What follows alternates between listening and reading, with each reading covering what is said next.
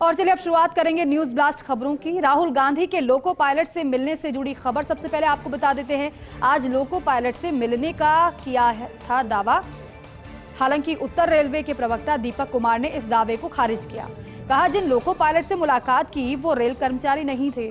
जिन loco pilot से बात की वे बाहर से लाए गए थे। कांग्रेस ने अपने एक्स हैंडल पर साझा की मुलाकात की तस्वीरें, लेकिन अब ऐसे में ये कहा जा रहा है कि जिनसे राहुल गांधी ने मुलाकात की वो तो लोको पायलट थे ही नहीं, वो तो कर्मचारी थे ही नहीं। लेकिन दावा सोशल मीडिया पोस्ट के जरिए ये किया गया था कांग्रेस की तरफ से कि लोको पायलट से मुलाकात की है राहुल गांधी ने। हालांकि उत्तर रेलवे के प्रवक्ता दीपक कुमार हैं इस दावे को, जो कांग्रेस ने दावा किया है सोशल मीडिया पर, जिसकी तस्वीर आप देख पा रहे होंगे, उस तस्वीर के दावे को नकार दिया है उत्तर रेलवे के प्रवक्ता दीपक कुमार ने। और ये दावा किस तरीके से किया गया उसे खारिज भी किया गया है। कहा गया है कि जिन लोको पायलट से मुलाकात की वो रेल कर्मचारी नहीं थे। जिन लोको पायलट से बात की वे बाहर से लाए गए थे। कांग्रेस ने अपने एक्स हैंडल पर ये तस्वीरें साझा की थी, जिसे नकारा गया है। तमिलनाडु में बसपा प्रदेशाध्यक्ष की हत्या के आर्मस्ट्रांग की उनके घर के पास चाकू मारकर हत्या कर दी गई। चेन्नई के पेराम्बूर में 6 लोगों ने कल शाम को 7:30 बजे हत्या की। गंभीर हालत में अस्पताल ले जाया गया आर्मस्ट्रांग को। हालांकि अस्पताल में आर्मस्ट्रांग ने दम तोड़ दिया। ग्रेटर चेन्नई कॉरपोरेशन के पार्षद रह चुके आर्मस्ट्रांग चेन्नई जाएंगी बसपा प्रमुख मायावती। पुलिस ने 8 आरोपियों को गिरफ्तार भी इस पूरे मामले में किया है और पूरे मामले की जांच पड़ताल भी की जा रही है। खबर यह भी है कि इस घटना के बाद अब मायावती भी जाएंगी चेन्नई और वहां पर हालातों को देखेंगी भी, और साथ ही साथ उनके परिवार से, आर्मस्ट्रांग के परिवार से मुलाकात भी संभवतः वो कर सकती हैं। अस्पताल में आर्मस्ट्रांग ने दम तोड़ा है। हमला उन पर किया गया था। कल शाम 7:30 बजे की ये घटना बताई जा रही है। हत्या कर दी गई आर्मस्ट्रांग की। 6 लोगों ने कल शाम को 7:30 बजे इस वारदात को अंजाम दिया। बब्बर खालसा इंटरनेशनल यानी BKI की साजिश, भारत के खिलाफ नई साजिश रच रहा है खालिस्तानी आतंकी संगठन। इस बार बब्बर खालसा के निशाने पर पश्चिम बंगाल खुफिया एजेंसियों के मुताबिक बंगाल को सुलगाने की साजिश BKI रच रहा है। इसके लिए अपना स्लीपर सेल नेटवर्क भी वो बना रहा है। घातक हथियारों की सप्लाई के साथ युवाओं को बम बनाना भी सिखाया जा रहा है। इनपुट के बाद NIA द्वारा मामले की जांच की जा रही है, लेकिन ये वाकई में चिंता का विषय है। NIA पूरे मामले की जांच कर रही है। BKI जो कि एक साजिश रच रहा है, माना यह जा रहा है, जो खबर लगी है उसके मुताबिक कि बंगाल को निशाना बनाने की साजिश रची जा रही है इस खालिस्तानी आतंकी संगठन की तरफ से। पश्चिम बंगाल इसके निशाने पर है। खुफिया एजेंसियों की तरफ से जानकारी मिली है और खुफिया एजेंसियों के मुताबिक ये जानकारी है कि बंगाल को सुलगाने की ये BKI साजिश रच रहा है। न केवल साजिश रच रहा है बल्कि किस तरीके से वो अपना जो स्लीपर सेल है वो बना रहा है। घातक हथियारों की सप्लाई के साथ युवाओं को बम बनाना भी सिखाया जा रहा है। लेकिन इनपुट जो मिला खुफिया एजेंसियों के माध्यम से NIA पूरी तरीके से एक्टिव पूरे मामले में है और मामले की जांच भी NIA कर रहा है। ब्रेक के बाद स्वागत है आप सभी का। Kali Sindh thermal power plant को फिर लगा है झटका। पहली यूनिट ट्यूब लीकेज की वजह से बंद हो गई है। बिजली उत्पादन में सीधा असर इसका नजर आ रहा है।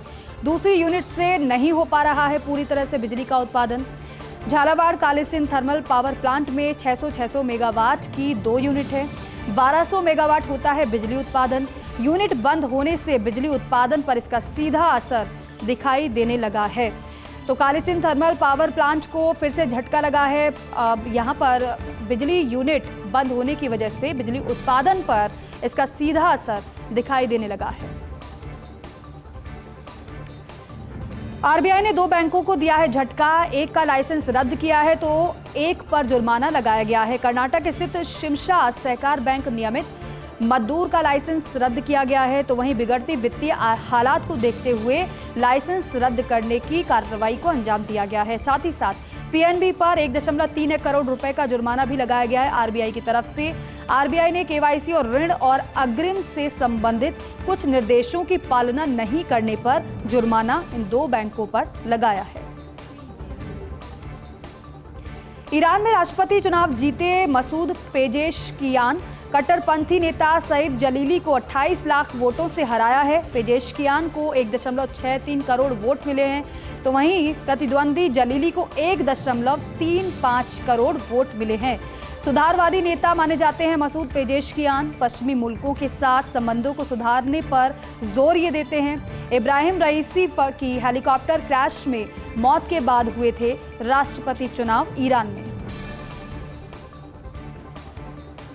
और देखिए, बिजली बिलों में फिर दौड़ रहा है डबल करंट। जयपुर डिस्कॉम के सिटी सर्किल से बड़ी खबर है। बिजली उपभोक्ता गर्मी से पहले लंबे चौड़े बिल से बेहद परेशान हैं। अब आपको बताएं कि अब थमाए जा रहे हैं इनको प्रतिभूति राशि के अलग से नोटिस। उपभोक्ताओं को 2 से 5 हज़ार रुपए के नोटिस दिए जा रहे हैं। नोटिस से गड़बड़ाया है कई घरों का मासिक गणित भी, क्योंकि बजट जिस तरीके से बनाया जाता है, अगर आप सोचिए कि उससे ज़्यादा कहीं पर खर्चा हो जाए तो बजट बिगड़ना लाजमी है। करीब 35 लाख उपभोक्ताओं से 1500 करोड़ वसूलने का प्लान बनाया गया है। आश्चर्य की बात यह है कि ज़्यादातर उपभोक्ताओं को हर माह दिए जा रहे हैं बिल, जबकि प्रतिभूति राशि की गणना 2 माह के आधार पर डिस्कॉम कर रहा है। राजस्थान विद्युत विनियामक आयोग में संशोधन के लिए दायर नहीं कर रहे हैं पिटीशन।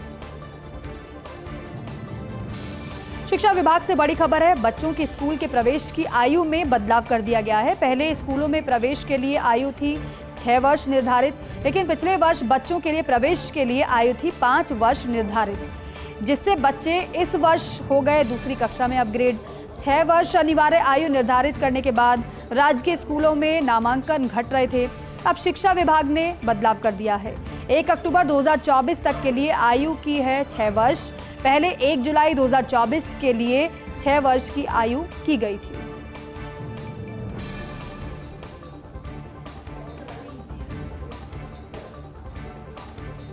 तो देखिए, बच्चों की स्कूल के प्रवेश की आयु में बदलाव हुआ है। पहले 1 जुलाई 2024 के लिए 6 वर्ष की आयु की गई थी। ये बदलाव शिक्षा विभाग की तरफ से किया गया है।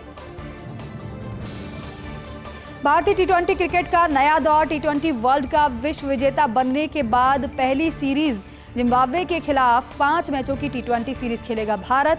भारतीय समय के अनुसार शाम 4:30 बजे शुरू होगा मुकाबला। ये रोहित, विराट और जडेजा जैसे दिग्गज खिलाड़ी टी20 से संन्यास ले चुके हैं वर्ल्ड कप जीतने के बाद। ऐसे में शुभमन गिल के नेतृत्व में पूरी युवा फौज मैदान में उतरेगी।